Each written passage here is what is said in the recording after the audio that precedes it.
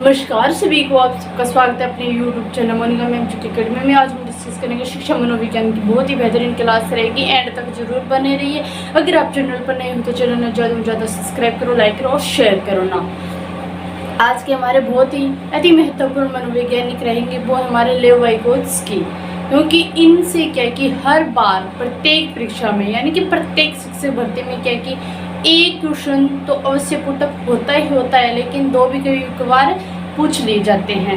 तो चलो हम इनकी फुल डिटेल डिस्कस करेंगे कि आज की हमारी क्लास किसके है, शिक्षा मनोविज्ञान की। किसकी क्लास है? शिक्षा मनोविज्ञान के। मनोवैज्ञानिक कौन? हमारे लेव वाइगोत्स्की के सिद्धांत है।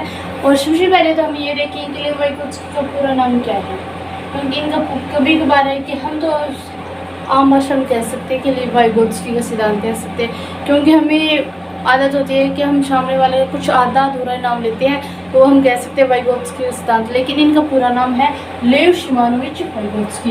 कहाँ के मनोवैज्ञानिक है ये है रूस के मनोवैज्ञानिक है। कहाँ के मनोवैज्ञानिक है? रूस के मनोवैज्ञानिक है। और इनका सिद्धांत क्या है कि सामाजिक यानी कि निर्मितवाद यानी कि सामाजिक व सांस्कृतिक सिद्धांत है इनका। कौन सा है? सामाजिक व सांस्कृतिक सिद्धांत है। ज़्यादा टाइम नहीं लगेगा, कुछ थोड़े समय में आपको ज़्यादा चीज़ें करवाई जाएगी। फिर है कि वाइगोत्स्की कहते हैं कि बालक ज्ञान का निर्माण। वाइगोत्स्की क्या कहते हैं कि बालक ज्ञान का निर्माण सामाजिक व सांस्कृतिक संदर्भ में करता है। यानी कि वाइगोत्स्की क्या कहते हैं कि बालक है, छोटा बच्चा होता है, वो ज्ञान का निर्माण कहाँ से करता है?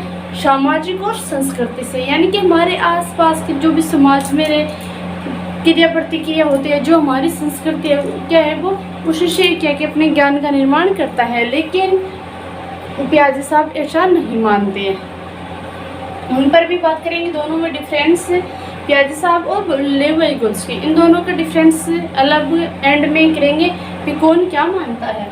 फिर है कि लेव वाइगोत्स्की कहते हैं कि भाषा संज्ञानात्मक विकास का महत्वपूर्ण औजार है। वाइगोत्स्की ने क्या माना है कि भाषा को संज्ञानात्मक विकास का महत्वपूर्ण औजार माना है। क्या माना है? आत्म भाषा यानी कि आत्म भाषा बच्चा किस एज में सीखता है? तो आत्म भाषा बच्चा सीखता है 3 से 7 वर्ष की उम्र होती है, तब क्या है कि बच्चे में आत्म भाषा का निर्माण हो जाता है। फिर है कि लेव वाइगोत्स्की ये भी कहते हैं कि संज्ञानात्मक विकास की प्रकृति, यानी कि लेव वाइगोत्स्की के अनुसार संज्ञानात्मक विकास है, उसकी प्रकृति क्या है? तो उसकी प्रकृति क्या है? वे सामाजिक प्रकृति है। यानी कि वाइगोत्स्की ये कहते हैं कि बालक है वो समाज और संस्कृति अपनाकर ही क्या है कि अपने ज्ञान का निर्माण करते हैं। तो उनके अनुसार क्या है कि संज्ञानात्मक विकास की प्रकृति क्या रहेगी? सामाजिक रहेगी, न कि संज्ञानात्मक। फिर वाइगोत्स्की के अनुसार क्या है कि संज्ञानात्मक विकास के कितने कारक बताए गए हैं? वाइगोत्स्की के अनुसार संज्ञानात्मक विकास के 3 कारक बताए गए हैं। कौन से? सामाजिक अंतःक्रिया, भाषा और संस्कृति। वाइगोत्स्की ने संज्ञानात्मक विकास के कितने कारक माने हैं? 3 कारक माने हैं, सामाजिक अंतःक्रिया, भाषा और संस्कृति। इन तीनों को क्या माना है? संज्ञानात्मक विकास के महत्वपूर्ण कारक। देख लीजिए, सामाजिक अंतःक्रिया, भाषा और संस्कृति। फिर बात करेंगे जड़ पीढ़ी की, जी पीढ़ी की, यानी कि जोन ऑफ प्रोक्सी डेवलपमेंट, समीप विकास का क्षेत्र और निकट से विकास का क्षेत्र। सबसे पहले जीपीडी क्या है कि इसके अंतर्गत बालक क्या है कि कोई भी कार्य होता है, कोई भी कठिन कार्य है, वो क्या है कि स्वयं अकेला नहीं कर सकता। उसको क्या है कि किसी की सहायता की जरूरत होती है, किसी कुशल व्यक्ति यानी कि जिनको अच्छा ज्ञान है उनकी क्या है कि उसको सहायता लेने की जरूरत होती है। जैसे कि क्या है कि ये बालक है, क्या है कि ये एक छोटा सा बालक है, ये अकेला है, ये क्या है कि कोई भी कार्य वो अकेला नहीं कर सकता। तो इसे क्या है कि अपने बड़े योग्य कुशल व्यक्तियों की क्या चाहिए कि इनको सहायता चाहिए। फिर क्या है कि जैसे कि कुशल व्यक्ति कौन हो सकते हैं? उसके माता पिता हो सकते हैं, परिवार हो सकता है, मित्र हो सकता है, या उसका अध्यापक हो सकता है, उसकी मैडम हो सकती है। तो इन सब से क्या है कि वो डिस्कस करके यानी कि इन मालिक अपने से बड़ों से ज्ञान प्राप्त करके ही क्या करेगा? सहायता प्राप्त करके किसी चीज़ के माध्यम से अपने ज्ञान का निर्माण करेगा। यानी कि कहने का मतलब है कि जेड पीढ़ी ये है कि इसमें कोई भी कठिन कार्य है बालक अकेला नहीं कर सकता, दूसरों की सहायता उसे लेनी पड़ती है। तो दूसरों की सहायता लेकर ही वो क्या है कि अपना कार्य करता है, ज्ञान का निर्माण करता है। फिर इसमें क्या है कि जेडपीडी का क्षेत्र क्या है, जेडपीडी क्या है कि जेडपीडी में कौन सबसे ज्यादा सहायता देता है, तो वो देता है एमकेओ और स्कैफोल्डिंग। कौन देता है, एमकेओ और स्कैफोल्डिंग।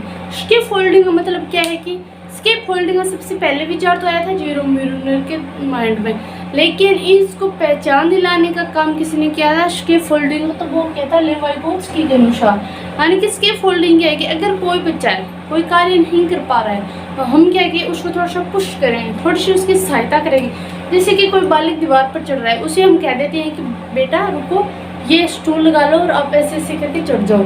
हमने क्या कि शुरुआती थोड़ी सी उसकी सहायता की है, लेकिन प्रॉपर हमने सहायता नहीं किया है। थोड़ी सी सहायता करके क्या कि उसको हम चढ़ने के लिए निर्देशित कर दिए, तो वो थोड़ी सी सहायता से क्या कि बालक अपना कार्य कर लेगा। तो वो शुरुआती थोड़ी सी सहायता ही क्या होती है, स्कैफोल्डिंग होती है। और एमकेओ क्या है कि मोर नॉलेज एवल अदर्स, यानी कि जिनको बहुत अच्छे ढंग से ज्ञान हो किसी चीज़ का, उन व्यक्तियों की सहायता लेकर जैसे कि बालक अपना क्या है कि कार्य कर सकता है। ये निर्माण में सबसे महत्वपूर्ण भूमिका निभाते हैं, तो वो कौन कौन निभाते हैं, एमकेओ और स्कैफोल्डिंग।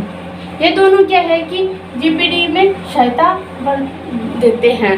फिर बात करें कि वास्तविक विकास, जिसे कि कहते हैं एक्चुअल डेवलपमेंट लेवल और संभाव्य विकास। वास्तविक विकास क्या होता है कि वास्तविक विकास के अंतर्गत क्या है कि बालक को किसी अन्य की सहायता लेने की कोई ज़रूरत नहीं पड़ती, यानी कि वास्तविक विकास में क्या है कि बालक अपना कार्य क्या है कि स्वयं कर लेगा, उसे किसी अन्य की सहायता लेने की कोई ज़रूरत नहीं होती। तो उसे हम क्या कहते हैं, वास्तविक विकास कर लेते हैं। संभाव्य विकास के अंतर्गत क्या है कि बालक है वो सार्थक व महत्वपूर्ण योग्य व्यक्तियों की सहायता लेकर क्या है कि अपना कार्य करता है, क्योंकि वह इससे संभाव्य विकास के अंतर्गत क्या है कि बालक अपना कोई भी कार्य स्वयं नहीं कर सकता, उसे कुशल व्यक्तियों की सहायता लेनी पड़ती है, जैसे कि अपने माता पिता परिवार, जिनको भी अच्छी तरीके से किसी चीज़ का ज्ञान हो, तो वो उनसे सहायता लेकर ही अपना कार्य करता है। फिर बात करें इस मानचित्र के माध्यम से मैं आपको समझाना चाहूँगी, क्योंकि ये क्षेत्र क्या है कि सबसे पहले इसका देखें, ये बीच वाला, बिल्कुल बीच वाला क्षेत्र कौन सा है, ये है वास्तविक विकास। वास्तविक विकास के अंतर्गत क्या है कि बालक अपना कोई भी कार्य वो क्या है स्वयं कर लेगा। फिर बात करें बीच वाले की, बीच वाला क्या है, ये यहाँ तक का एरिया, ये सॉरी रेड कलर था मैंने ये कर दिया, चलो कोई नहीं। ये क्या है कि जीपीडी, यानी कि निकटस्थ विकास क्षेत्र और समीपस्थ विकास क्षेत्र, ये है जीपीडी। फिर ये एरिया क्या है कि ये तो ये है। फिर ये एरिया क्या है कि संभाव्य विकास क्षेत्र। संभाव्य विकास क्षेत्र के अंतर्गत क्या है कि बालक को कोई भी कार्य है वो अपने आप नहीं कर सकता, उसे क्या है कि कार्य करने के लिए अन्य व्यक्तियों की सहायता होती है। तो बात करें कि वास्तविक विकास और संभाव्य विकास का बीच का क्षेत्र, यानी कि ये क्षेत्र है वो ये क्या है कि जीपीडी है, यानी कि संभाव्य विकास और वास्तविक विकास के बीच के क्षेत्र को क्या कहते हैं, हम जीपीडी कहते हैं। इसमें क्या जैसे कि जीपीडी के अंतर्गत कौन सबसे ज़्यादा भूमिका निभाता है, तो वो है एमकेओ और स्कैफोल्डिंग। क्योंकि स्कैफोल्डिंग के अंतर्गत क्या है कि बालक के अंतर्गत क्या है कि असंगत अव्यवस्थित क्या होते हैं, भाषा और चिंतन, बहुत से शब्दों का शब्द होते हैं, लेकिन उनको क्या है कि एक सही सुसंगत और सुव्यवस्थित करने के लिए क्या है कि हमें उनको क्या कि बड़े व्यक्तियों की या कुशल व्यक्तियों की सहायता लेकर क्या कि उन शब्दों को एक अच्छे ढंग से व्यवस्थित करने की ज़रूरत होती है। तो उनके लिए क्या कि हमें बालक को क्या कि स्कैफोल्डिंग के माध्यम से थोड़ी सी हम पुश करके या सहायता देकर क्या कि उसका सही ढंग से शब्दों का या भाषा का क्या कि निर्माण कर सकते हैं। यही क्या कि जेपीडी के अंतर्गत सबसे ज़्यादा महत्वपूर्ण माना गया है। फोल्डिंग क्या कि स्कैफोल्डिंग एक ऐसी तकनीक है जो क्या है कि बालक को एक सहायता प्रदान करके परिवर्तन कर सकती है, क्या कि एक सहायता प्रदान करके एक परिवर्तन कर सकते हैं। क्योंकि बालक के शुरुआती दौर में क्या है कि बालक के पास असंगत और अव्यवस्थित क्या होते हैं, शब्द होते हैं, लेकिन उसको क्या है कि मान लो कि उसको सही ढंग से व्यक्त करने के लिए क्या है कि कुशल व्यक्ति, यानी कि कुशल व्यक्ति जैसे कि माता पिता परिवार मित्र, इनकी ज़रूरत होती है। और इनके सहयोग से क्या है कि बालक मतलब जो भी अव्यवस्थित और अतर्क संगत जो भी शब्द है उनको क्या कि सुव्यवस्थित कर लेगा। ऐसी मानसिक संरचना जिसे बालक नया कार्य करते हैं या नया चिंतन करते इसमें उपयोग करते हैं, उन्हें हम क्या कहते हैं, सामाजिक अंतःक्रिया, यानी कि सामाजिक अंतःक्रिया। क्योंकि बालक के पास क्या कि अव्यवस्थित और अतर्क संगत क्या के शब्द होते हैं, उनको सुव्यवस्थित करने के लिए, उनको अच्छे ढंग से दिखाने के लिए क्या है कि हमें कुशल व्यक्तियों की जरूरत होती है, जैसे कि माता पिता, परिवार, मित्र, इनसे क्या है कि हम सहायता प्राप्त करके ही क्या कि अपने जो भी शब्द है, भाषा है, उनको एक सही ढंग से व्यक्त कर सकते हैं। वो क्या है कि कौन हमें इस चीज़ के लिए पुश करेगा, तो वो स्किप फोल्डिंग के माध्यम से क्या कि हमें माता पिता कोई भी है वो हमें थोड़ी सी शुरुआती क्या है कि सहायता प्रदान करेंगे, तो उसे हम क्या कहेंगे, स्किप फोल्डिंग। क्योंकि स्किप फोल्ड के अंतर्गत क्या है कि बालक को क्या कि शुरुआती थोड़ा सा हमें क्या कि धक्के के तौर पर क्या है कि उसको सहायता दी जा सकती है। जैसे हम कह सकते हैं कि तुम ये कर सकते हो, कर दोगे, आपको ये करना चाहिए, आप में कोई कमी है नहीं है, आप सबसे बेटर हो। तो थोड़ा सा क्या है कि कॉन्फिडेंस देते ही क्या है कि बालक उस कार्य को अच्छे ढंग से यानी कि पूरे सेल्फ कॉन्फिडेंस से करने के लिए तैयार हो जाता है। पारस्परिक शिक्षण के अंतर्गत क्या है कि इस अवधारणा में क्या है कि एक अध्यापक प्लस में क्या है कि 4, 5 या 10 कोई कितने भी बच्चे हों, वो आप सब आपस में मिलकर क्या है कि सहयोगी अधिगम समूह बनाएंगे। यानी कि आपस में क्या है कि अध्यापक और स्टूडेंट्स दोनों क्या है कि आपस में किसी एक बिंदु पर बातचीत करेंगे। उससे क्या कि अध्यापक क्या कि उन बच्चों से प्रश्न करेगा, बच्चे वापस क्या कि रिटर्न जवाब देंगे। लेकिन फिर क्या कि अध्यापक क्या कि पूरा सारांश बताएगा, चाहे भले ही कोई पाठ ले लो, कविता ले लो, कोई भी लेख ले लो, कोई भी चीज़ें ले लो, क्या है कि फिर वो उसका क्या कि सारांश बताएगा। फिर ऐसे क्या है कि सारांश बता कर क्या कि फिर वो अध्यापक क्या करेगा कि महत्वपूर्ण जो भी महत्वपूर्ण बिंदु है उनका क्या करेगा, स्पष्टीकरण करेगा। फिर अंत में क्या कि अध्यापक करेगा कि छूटे हुए जो भी भाग है, यानी कि पहले उन्होंने प्रश्न किया, फिर बच्चों ने भी उत्तर दिया, फिर उन्होंने क्या सारांश बताया, फिर महत्वपूर्ण जो भी बिंदु थे उनको स्पष्टीकरण किया। फिर भी कुछ मान लो कि उस पाठ से, उस कविता से कोई भी कुछ महत्वपूर्ण बिंदु छूट भी गए हैं, तो उनका क्या करेगा,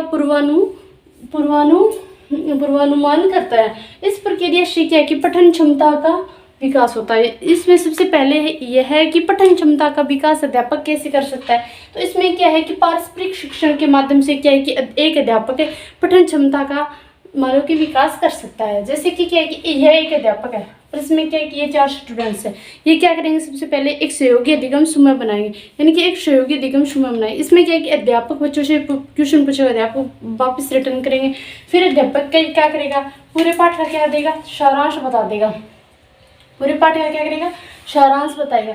सारांश बताने के बाद में क्या कि अध्यापक बच्चों को क्या कि उस टॉपिक से क्या कि जो भी महत्वपूर्ण और बिंदु रह गए उनका स्पष्टीकरण करके बताएगा। तो फिर बच्चे उससे क्या और चीज़ें ज़्यादा समझ जाएंगे। पहले प्रश्न किया, फिर उत्तर दिया, फिर सारांश बताया, फिर मतलब कि जो महत्वपूर्ण बिंदु रह गए तो उनका बताया। तो बच्चों के माइंड में क्या है कि ऐसे प्रश्न पूछने से और बताने से, ऐसे स्पष्टीकरण करने से क्या है कि अच्छे ढंग से क्या है कि जो भी चीज़ है वो अच्छे ढंग से समझ में आती है। क्योंकि एक फ्रेंडली व्यवहार करने से क्या है कि बच्चों में मतलब पढ़ने की क्षमता है, वो उसका पढ़ने की क्षमता का विकास क्या कि अधिक होता है। तो इसमें सबसे पहले क्वेश्चन ये है कि पठन क्षमता का विकास किस प्रक्रिया से होता है, तो वो क्या होता है, पारस्परिक शिक्षण से। लेव वाइगोत्स्की यही मानते हैं। फिर है कि सहयोगी अधिगम।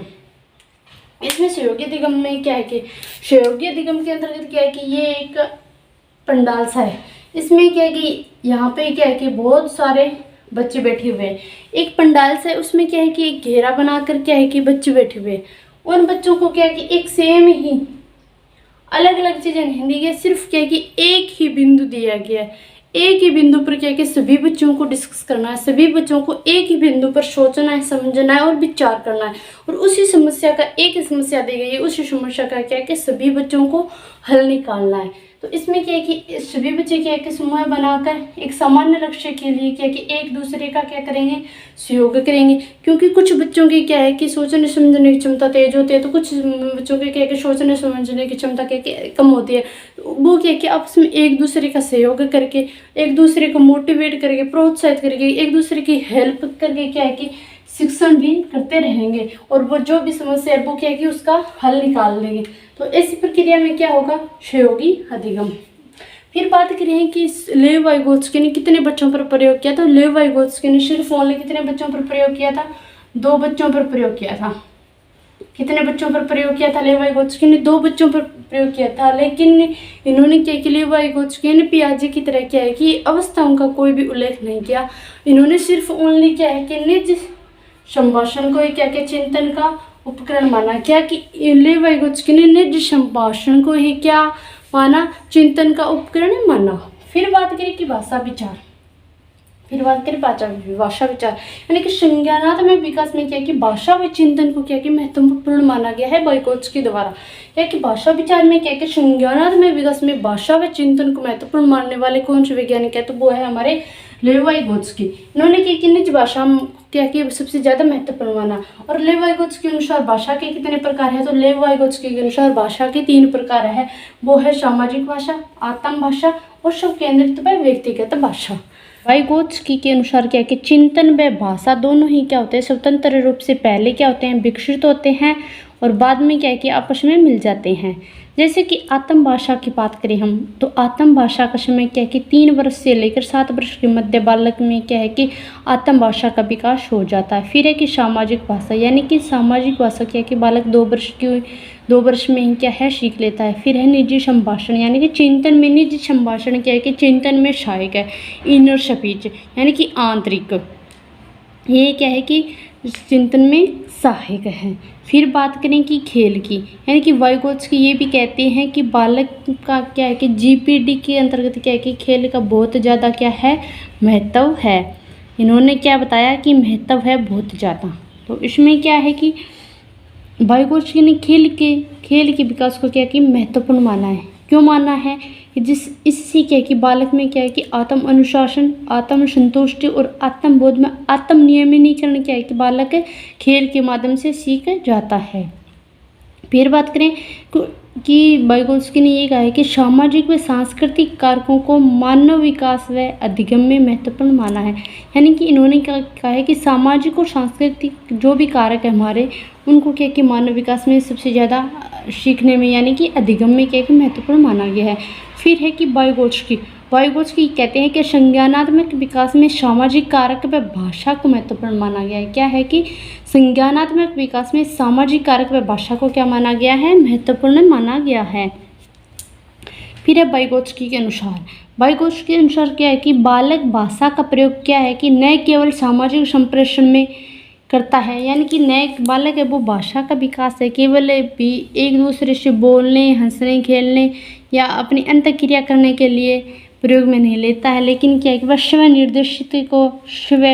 निर्देशित कार्य करने के व्यवहार हेतु योजना बनाने, निर्देश देने व मूल्यांकन में भी क्या है वो क्या है कि भाषा का प्रयोग करता है। जिससे क्या है कि कुछ बच्चे हम देखते हैं कि वो अपने आप से बोलते रहते हैं, अपने को कोई भी कार्य करना है तो उसकी क्या है कि वो प्लानिंग करते रहते हैं। जैसे कि एक बालक को मेले में जाना है तो वो क्या है कि मेले में जाने से पहले एक जगह अगर बैठा हुआ है या खेल रहा है तो वो क्या है कि मेले में जाने की पूरी पहले ही क्या है प्लानिंग कर लेगा कि मुझे ये खिलौने लाना है, मुझे ये लाना है, वो लाना है, मुझे ये चीज़ें खानी है, मुझे ये चीज़ें देखनी है, मुझे झूला झूलना है। तो क्या है कि बालक क्या है कि अपने आप पहले ही क्या एक प्लानिंग, एक योजना, एक मूल्यांकन यानी अपने आप को क्या है कि निर्देश देने स्टार्टिंग हो जाता है। तो इसके लिए क्या है कि बालक को क्या है कि सिर्फ ओनली सामाजिक संप्रेषण के लिए नहीं बल्कि भाषा का प्रयोग तो वो अपने स्वयं को निर्देशित करने के लिए भी प्रयोग करता है। जबकि पियाजे ने क्या कहा है कि निजी भाषा को आत्म केंद्रित व अपरिपक्व माना है। कि पियाजे साहब ने क्या माना है कि भाषा को आत्म केंद्रित व अपरिपक्व माना है, जबकि वाइगोत्स्की ने बाल्यावस्था में विचारों को महत्वपूर्ण साधन माना है। तो वो कौन है, निजी भाषा को माना है। किसको माना है, निजी भाषा को माना है। वाइगोत्स्की के अनुसार क्या है कि ज्ञान बाह्य वातावरण में स्थित तथा सहयोगी रहता है, जबकि संज्ञानात्मक विकास की प्रकृति क्या है कि सामाजिक है। उसके अनुसार क्या है कि हमारे स्वयं का विकास दूसरों के द्वारा होता है। कि वाइगोत्स्की और पियाजे साहब है, इन दोनों के क्या करेंगे हम, विचारों की करेंगे तुलना। तो संज्ञानात्मक विकास क्या है कि जन्म से किशोरावस्था तक क्या है कि एक अंध बिंदु है। तो ये किसने कहा, जीन पियाजे ने कहा। रुक जाओ बेटा ना करो। लेकिन लेव वाइगोत्स्की ने क्या कि बालक का संज्ञानात्मक विकास जन्म के समय में प्रारंभ होता है और मृत्यु पर ही क्या होता है, समाप्त होता है। फिर इन्होंने क्या कि पियाजे साहब क्या कहते हैं कि बालक सीखने के लिए अपने ही वातावरण पर काम करता है। इसमें क्या है कि पियाजे साहब कहते हैं कि बालक सीखने के लिए क्या है कि अपने ही वातावरण पर काम करता है, लेकिन वाइगोत्स्की क्या कहते हैं कि सामाजिक विकास संज्ञानात्मक विकास को क्या करता है, प्रभावित करता है। यानी कि सामाजिक विकास है क्या है कि हमारा विकास यानी कि समाज है, ये क्या करता है, संज्ञानात्मक विकास से उसको क्या करता है, प्रभावित करता है। फिर पियाजे कहते हैं कि बालक का एकल मन होता है। पियाजे साहब के अनुसार क्या है कि बालक का मन क्या होता है, एकल मन होता है, लेकिन लेव वाइगोत्स्की कहते हैं कि बालक को एक वयस्क या सहकर्मी जो बच्चे की तुलना में अधिक समझ है उनके सहयोग से सीखता है। यानी कि मान लो कि पियाजे साहब तो कहते हैं कि बालक का एकल मन आता है, यानी कि बालक जैसे जैसे आयु बढ़ेगी तो वह अपने आप सीख जाएगा, लेकिन लेव वाइगोत्स्की क्या कहते हैं कि बालक में इतनी समझ नहीं होती है, वह क्या कि अपनी वयस्क या तो अपने से कुछ बड़े या अपने जो भी सहयोगी है या सहकर्मी है या अपने से अधिक समझ वाले हैं उनका सहयोग लेकर ही क्या है, बालक सीखता है।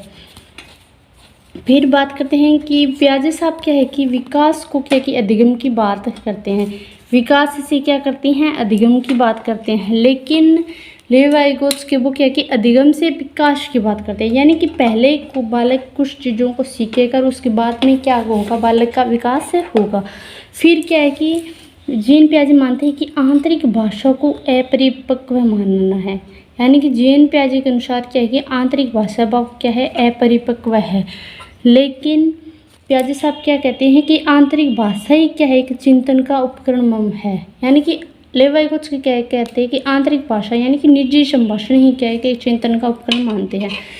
पियाजे साहब क्या है, परिपक्वता को महत्वपूर्ण मानते हैं, लेकिन लेव वाइगोत्स्की क्या है कि परिपक्वता को बिल्कुल भी महत्वपूर्ण नहीं मानते हैं।